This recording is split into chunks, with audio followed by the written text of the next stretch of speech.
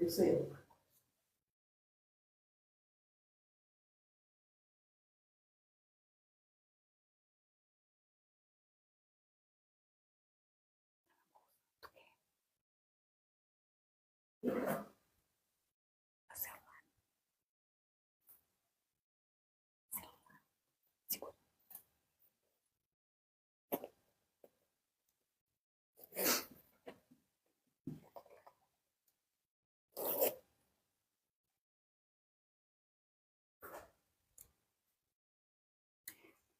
Boa noite a todos aqui presentes e os que nos acompanham pelas redes sociais.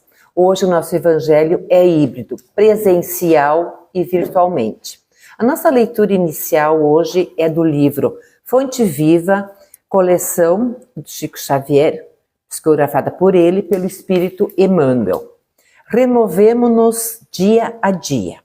Transformai-vos pela renovação de vossa mente, para que proveis qual é a hora, agradável e perfeita vontade de Deus. Paulo, Romanos, capítulo 12, versículo 2. Não adianta a transformação aparente da nossa personalidade na feição exterior. Mais títulos, mais recursos financeiros, mais possibilidades de conforto e maiores considerações sociais podem ser simples agravo de responsabilidade. Renovemo-nos por dentro. É preciso avançar no conhecimento superior, ainda mesmo que a marcha nos custe suor e lágrimas. Aceitar os problemas do mundo e superá-los à força de nosso trabalho e de nossa serenidade. É a fórmula justa de aquisição do discernimento. Dor e sacrifício, aflição e amargura são processos de sublimação que o mundo maior nos oferece, a fim de que a nossa visão espiritual seja acrescentada. Facilidades materiais costumam estagnar-nos a mente, quando não sabemos vencer os perigos fascinantes das vantagens terrestres. Renovemo-nos nossa alma dia a dia, estudando as lições dos vanguardeiros do progresso e vivendo a nossa existência sob a inspiração do serviço incessante. Aplicamo-nos à construção da vida equilibrada, onde estivermos, para não nos esqueçamos de que somente pela execução dos nossos deveres, na concretização do bem, alcançaremos a compreensão da vida e, com ela, o conhecimento da perfeita vontade de Deus a nosso respeito. Que assim seja.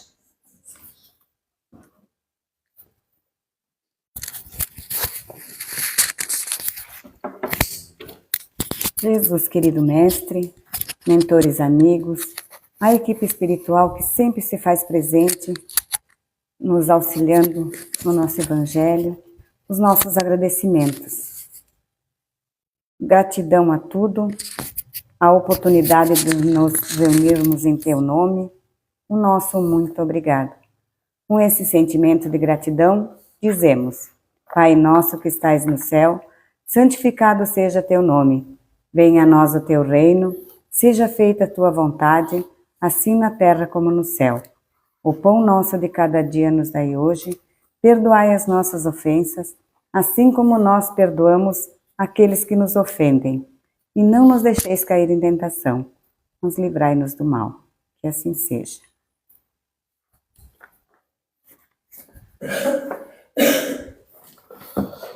Boa noite, meus irmãos, boa noite, irmãos e irmãs presentes, quem nos acompanha pela rede mundial de computadores. O evangelho virtual, ele não segue a mesma sequência daquele evangelho que a gente faz diariamente, ele tem uma mudancinha. E o tema de hoje é motivos de resignação. Pelas palavras de Jesus, pode-se deduzir que todos os aflitos serão consolados? Não, somente os que sofrem resignadamente, aceitando a dor, não como castigo, mas como um corretivo dos erros do passado. Jesus aponta a compensação que hão de ter os que sofrem e a resignação que leva o padecente a bendizer o sofrimento. Como pode, né? Alguém bem dizer o sofrimento. Só a doutrina espírita mesmo consegue transparecer isso. Porque nós temos a certeza de que já vivemos e que continuaremos vivendo em outras encarnações. E que cometemos muitas coisas boas no passado, mas também cometemos irregularidades. E a gente não consegue dormir tranquilo quando a gente comete uma irregularidade. Quando a gente tem uma dívida com alguém, quando a gente cometeu um erro, a gente não consegue dormir tranquilo. O que a gente quer? A gente quer reparar. E quando antes da gente reencarnar, a gente faz um planejamento, colocando tudo aquilo que a gente pretende fazer, inclusive a quitação das nossas dívidas com o passado. E que às vezes, por serem muito grandes, a gente não consegue quitar numa encarnação só, a gente faz prestações em várias encarnações. Então, quando a gente está encarnado e aparece para nós um obstáculo, um sofrimento, a gente encara ele como o resgate de algo que a gente cometeu. Como estamos quitando uma dívida. Portanto, isso é bom para nós. Né? A gente deve encarar isso como uma coisa boa. Embora o sofrimento seja uma coisa ruim, né, na prática. Mas a resignação que a gente entende no Espiritismo não é aquela resignação que tu cruza os braços e diz, Deus quer assim, que assim seja, e tu não faz nada. Não. Quando o obstáculo aparece, quando o sofrimento aparece, nós temos uma série de opções para aliviar as nossas dores, para transpor esses obstáculos. E essa transposição dos obstáculos e passar por esses sofrimentos, que nos deixa mais fortes, nos deixa mais encorajados, nos faz crescer, para que quando chegam outras situações como essas, nós já estamos mais fortes, fortalecidos, e com certeza vamos passar com mais facilidade. E assim, gradativamente, a gente vai evoluindo. Uma outra pergunta diz assim, de que forma o sofrimento pode ser traduzido por felicidade? Porque nós falamos que como que um sofrimento pode ser bom. De que forma pode ser traduzido por felicidade? Sendo as dores de hoje o resgate de nossas dívidas passadas, o sofrimento constitui forma e oportunidade abençoada de quitação daquelas dívidas. Portanto, é feliz aquele que salda seus débitos com a justiça divina. Lógico, quando a gente consegue quitar uma dívida, a gente fica feliz. A gente dorme mais tranquilo, a gente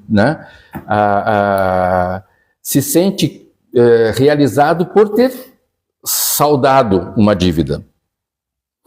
E maldizer o sofrimento é abdicar o homem do único remédio que lhe permita a reconquista da felicidade.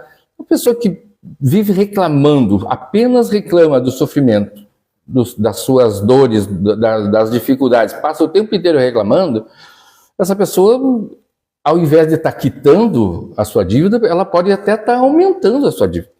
né? Porque dependendo do que ela disser, dependendo do que ela fizer, ela vai estar aumentando o seu sofrimento.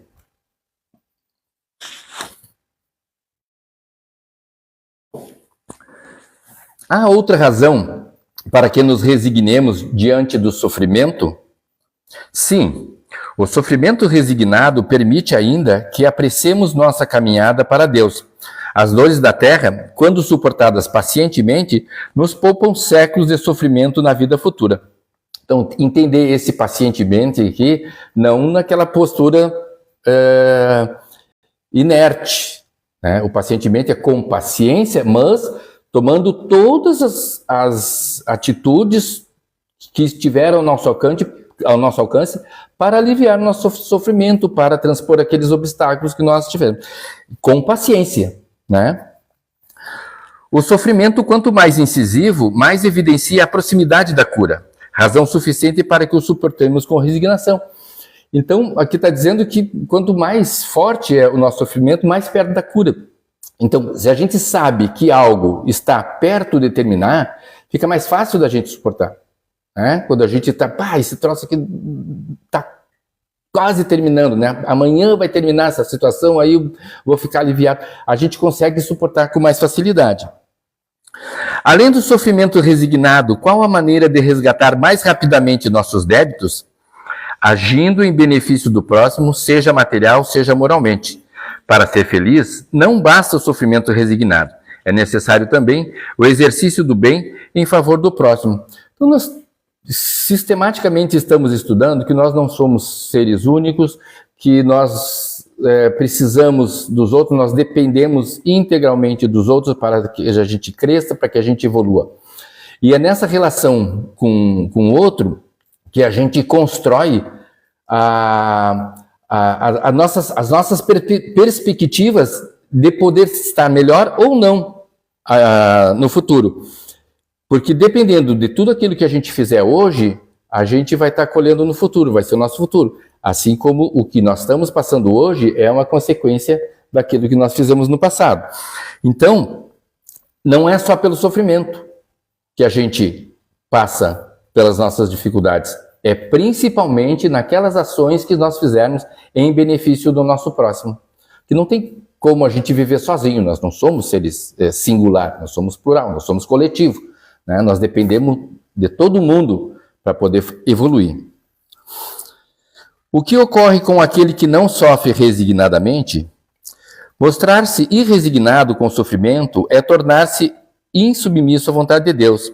Aquele que assim age, ao invés de saldar seus débitos, nova dívida contrai, edificando um futuro tormentoso. Teremos de recomeçar absolutamente como se a um credor que nos atormente, pagássemos de novo por empréstimo.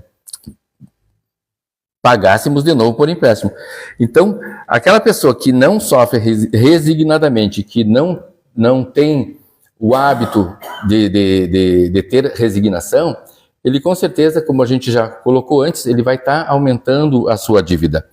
E, de novo, sofrer resignado não significa simplesmente se entregar para o sofrimento, simplesmente se entregar para aquilo que está nos acontecendo.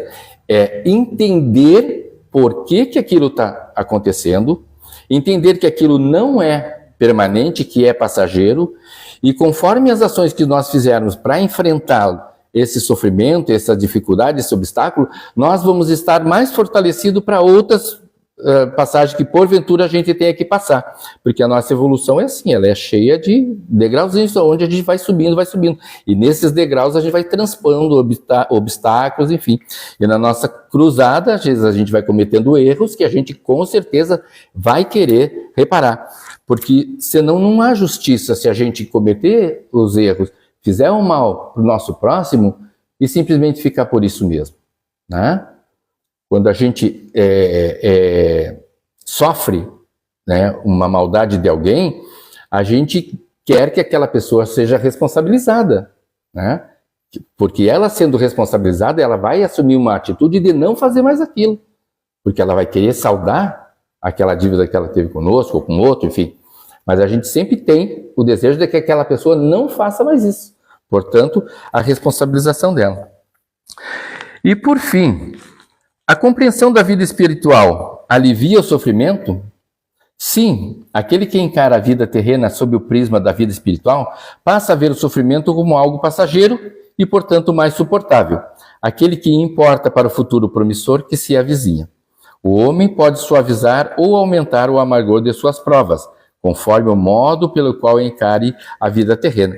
Então é claro, né, que quando a gente tem o conhecimento da vida espiritual e a doutrina espírita está aí exatamente para isso, para nos trazer à luz. O que a gente está fazendo aqui? Por que a gente sofre? Por que eu sofro e o meu vizinho não sofre? Ou por que o meu vizinho sofre muito mais do que eu e eu não? Então, todas essas questões, quando a gente estuda o Espiritismo, a gente passa a compreender melhor. E, portanto, essa melhor compreensão nos dá, com certeza, uma tranquilidade maior, vamos assim dizer, serve como ferramentas para que a gente possa transpor com mais tranquilidade pelas nossas dificuldades, e isso se traduz, logicamente, em resignação.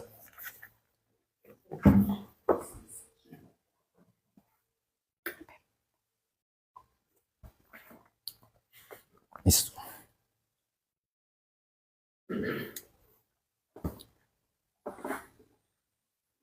Então agora todo mundo elevando o pensamento, pedindo que os benfazejos amigos possam adentrar os hospitais, atender aquelas criaturas da rua, nos presídios, que cada um que necessita, que esteja doente, possa sentir, Senhor, a Tua presença, aliviando suas dores físicas e também as espirituais. Agradecemos novamente e dizendo: Pai nosso que estais no céu, santificado seja teu nome. Venha a nós o teu reino, seja feita a tua vontade, assim na terra como no céu. O pão nosso de cada dia nos dai hoje. Perdoai as nossas ofensas, assim como nós perdoamos aqueles que nos têm ofendido. E não nos deixeis cair em tentação, mas livrai-nos do mal. Que assim seja. E aqueles irmãozinhos que tiverem nossas